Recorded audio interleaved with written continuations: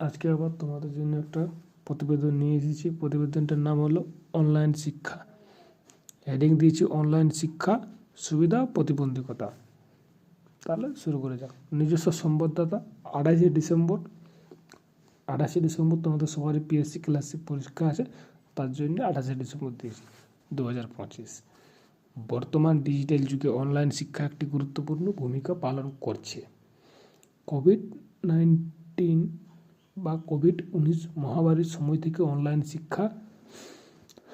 শিক্ষা ব্যবস্থার একটি অপরিহার্য অংশ হয়ে উঠেছে। এটা একটা কমা দিলে ভালো হবে, এইখানটা একটা কমা। অনলাইন শিক্ষার একটি প্রধান সুবিধা হলো এটি শিক্ষার্থীদের নিজস্ব সময় এবং স্থানে শিক্ষা গ্রহণের সুযোগ দেয়। অনলাইন শিক্ষা যে কোনো স্থান থেকে গ্রহণ করা যায়, যা শিক্ষার্থীদের জন্য অত্যন্ত সুবিধাজনক। অনেক ক্ষেত্রে অনলাইন শিক্ষা ঐতিহ্যগত শিক্ষার চেয়ে কম খরচে পাওয়া যায়।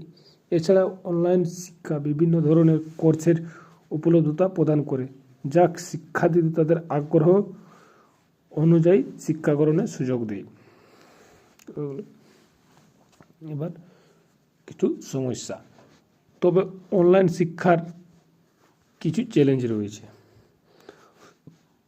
অনলাইন শিক্ষা যেমন ভালো ইন্টারনেট সংযোগ এবং প্রযুক্তিগত সরঞ্জামের প্রয়োজন, যা অনেক ক্ষেত্রেই পাওয়া যায় না। অনলাইন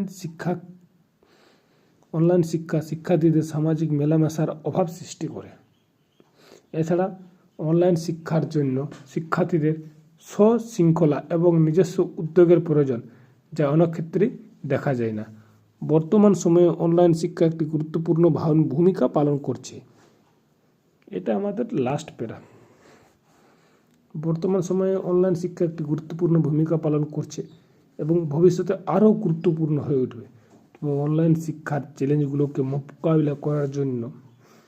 মোকাবিলা করা প্রয়োজন, যাতে শিক্ষার্থীরা ভালো করে শিক্ষা গ্রহণের সুযোগ পায়।